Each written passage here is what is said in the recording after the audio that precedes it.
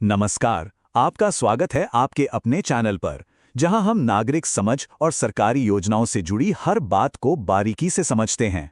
आज हम बात करने वाले हैं एक बहुत ही जरूरी योजना के बारे में, प्रधानमंत्री श्रम योगी मानधन योजना। ये वो योजना है जो भारत के करोड़ों मेहनती लोगों के बुढ़ापे का सहारा बनने का वादा करती है। 56.5 करोड़।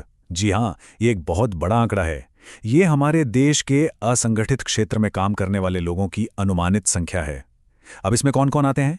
इसमें सड़क किनारे रेहड़ी लगाने वालों से लेकर कंस्ट्रक्शन साइट्स पर काम करने वाले मजदूर, घरेलू कामगार और ऐसे कई लोग शामिल हैं जिनके पास रिटायरमेंट के बाद कोई तयशुदा पेंशन या बचत नहीं होती।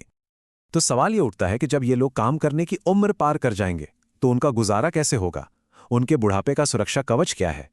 इसी बड़े और जरूरी सवाल का जवाब देने के लिए सरकार एक खास योजना लेकर आई है। चलिए इसी के बारे में गहराई से जानते हैं। तो ये योजना है प्रधानमंत्री श्रम योगी मानधन, जिसे हम शॉर्ट में PSYM भी कहते हैं। देखिए, इसके नाम में ही दो खास बातें छिपी हैं। पहली, ये एक स्वैच्छिक योजना है, मतलब किसी पर कोई जोर जबरदस्ती नहीं है, कामगार अपनी मर्जी से इसमें शामिल हो सकते हैं। और दूसरी, ये अंशदायी है, जिसका मतलब है कि इसमें सदस्य और सरकार दोनों ही अपना अपना हिस्सा डालते हैं। और यही इस योजना की सबसे बड़ी और सबसे आकर्षक बात है, केंद्र सरकार का एक का योगदान। मतलब आप अपनी बचत के लिए जितने रुपए इस पेंशन खाते में डालेंगे, ठीक उतने ही रुपए सरकार भी अपनी तरफ से आपके खाते में डालेगी। सीधा सीधा आपकी बचत को दुगना करने का एक जबरदस्त तरीका है ये। तो अब सवाल उठता है कि ये योजना असल में है किसके लिए? क्या कोई भी इसमें शामिल हो सकता है? नहीं, इसके लिए कुछ खास मानदंड तय किए गए हैं जो बहुत ही साफ हैं। ये योजना खास तौर पर उन लोगों पर ध्यान केंद्रित करती है जिनके पास कोई औपचारिक सामाजिक सुरक्षा का जाल नहीं है। तो अगर कोई इसमें शामिल होना चाहता है तो उसकी उम्र 18 से 40 साल के बीच होनी चाहिए, मासिक आमदनी 15,000 रुपये या उससे कम हो और वो इनकम टैक्स ना भरता हो। साथ ही ये भी जरूरी है कि वो किसी दूसरी सरकारी पेंशन स्कीम जैसे EPF या NPS का सदस्य ना हो। चलिए अब समझते हैं कि इसमें पैसे जमा करने का तरीका क्या है। इसे बहुत सोच समझकर डिज़ाइन किया गया है ताकि ये लोगों पर बोझ ना बने और आसानी से किफ़ायती हो। इसमें हर महीने कितनी किश्त जाएगी, ये इस बात पर निर्भर करता है कि कोई व्यक्ति किस उम्र में इस योजना से जुड़ता है। और सबसे अच्छी बात यह है कि एक बार जो राशि तय हो गई, वो 60 साल की उम्र तक वही रहेगी, बढ़ेगी नहीं। ये चार्ट इस योजना का सबसे ज़रूरी संदेश दिखाता है। जितनी जल्दी शुरुआत, उतना ज़्यादा फ़ायदा। अगर कोई 18 साल की उम्र में जुड़ता है तो उसे हर महीने सिर्फ 55 रुपये देने होंगे और उतने ही यानी 55 रुपये सरकार मिलाएगी। वहीं अगर कोई 40 की उम्र में जुड़ता है तो उसे 200 रुपये महीने देने होंगे। पेंशन उतनी ही मिलेगी, लेकिन योगदान का फर्क साफ है। तो जब सदस्य लगातार 60 साल की उम्र तक योगदान करता है तो उसके बाद उसे जीवन भर के लिए हर महीने 3,000 रुपये की पक्की गारंटी वाली पेंशन मिलनी शुरू हो जाती है। इस योजना में सिर्फ सदस्य ही नहीं बल्कि उसके परिवार की सुरक्षा का भी ध्यान रखा गया है। अगर किसी वजह से लाभार्थी का निधन हो जाता है तो उनके जीवन साथी को पेंशन का 50% यानी 1,500 रुपये प्रति माह पारिवारिक पेंशन के तौर पर मिलता रहेगा। ये एक बहुत बड़ा सहारा है। ठीक है, योजना तो अच्छी है, पर इसमें जुड़ना कैसे है? इसकी नामांकन प्रक्रिया को बेहद आसान बनाया गया है ताकि ज्यादा से ज्यादा लोग इससे जुड़ सकें। इसके लिए देश भर में फैले स्थानीय केंद्रों का इस्तेमाल किया जाता है। पूरी प्रक्रिया बहुत सीधी सादी है। बस अपने नज़दीकी कॉमन सर्विस सेंटर यानी CSC पर जाना है।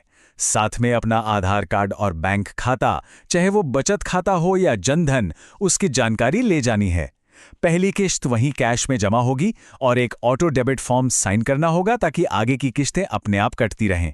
बस इसके बाद आपको अपना Shram Yogi pension account number यानी SPN कार्ड मिल जाएगा।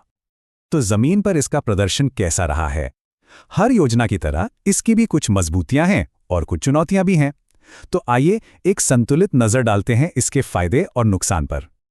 इसके जो मुख्य फायदे हैं वो वाकई बहुत महत्वपूर्ण हैं। सबसे पहला तो सरकार का बराबर का योगदान, जो कहीं और नहीं मिलता।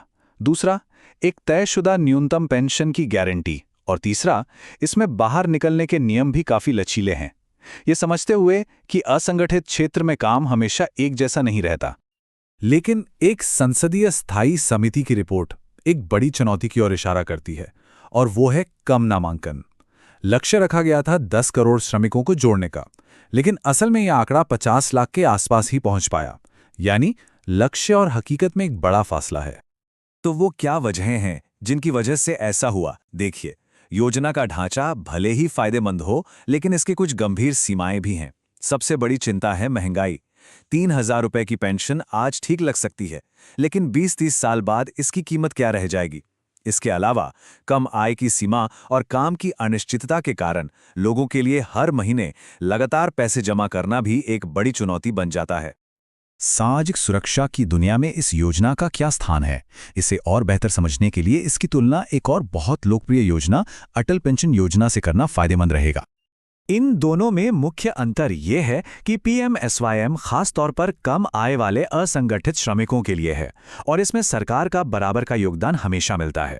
वहीं अटल पेंशन योजना यानी एपीवाई का दायरा बड़ा है और इसमें 1,000 से 5,000 तक की अलग-अलग पेंशन चुनने का विकल्प मिलता है, लेकिन अब नए सदस्यों के लिए इसमें सरकार का योगदान नहीं है।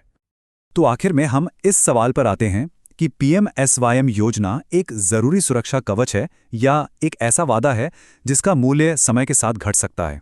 ये योजना रिटायरमेंट के लिए एक मजबूत सब्सिडी वाला रास्ता तो दिखाती है, लेकिन इसकी फिक्स्ड पेंशन बढ़ती लागतों के सामने कितनी टिक पाएगी, ये एक बड़ा सवाल है।